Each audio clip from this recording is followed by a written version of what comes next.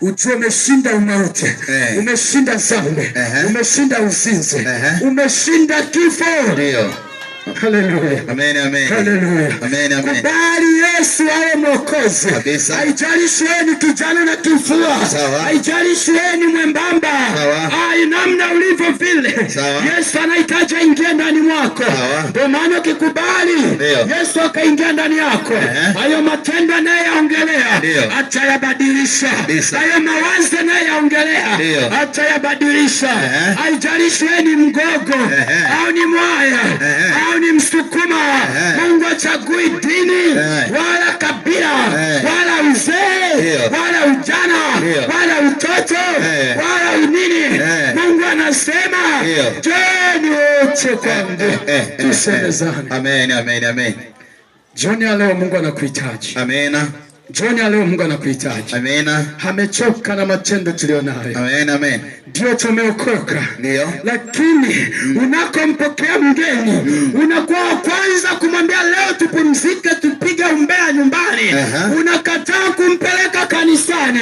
Anapokuja mgeni, unakuwa wa kwanza kumnunulia kaivante kwa ajili ya kulewa ili akufurahishe. Kwa jina la Yesu inasema utapiga hatua. Unalizuia kusudi la Mungu kwa mgeni aliyeingia ndani ya nyumba yako. Bwana Yesu asifiwe sana. Amen, amen. Kila mtu anaweza kuongea neno la Mungu. Ndio. Lakini Mungu anaangalia kwanza kusudi ulilolibeba.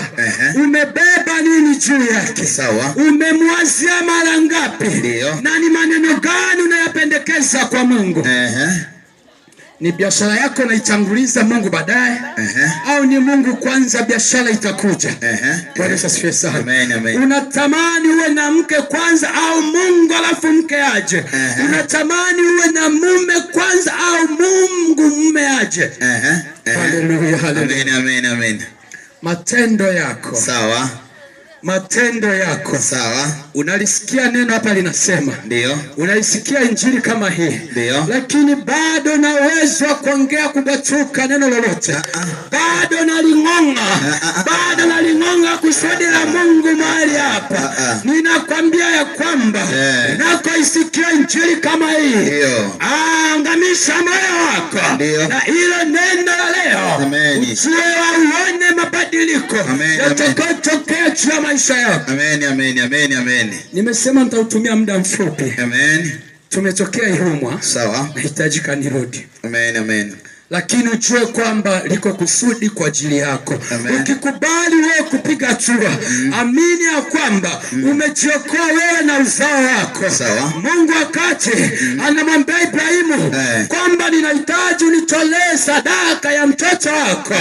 Ibrahimu akawaza, akasema huyu Mungu ndiye aliyenipa huyu Isaka uzeeni. Huyu Mungu ndiye aliyenipa mtoto nikiwa mzee. Kwa kuwa amesema kwamba ni toe mbele zake, akakubali kumtoa huyo mtoto. Amefika pale kumtoa mtoto. Mungu akasema, acha, nimeona kwa namna unavyonipenda. Sawa.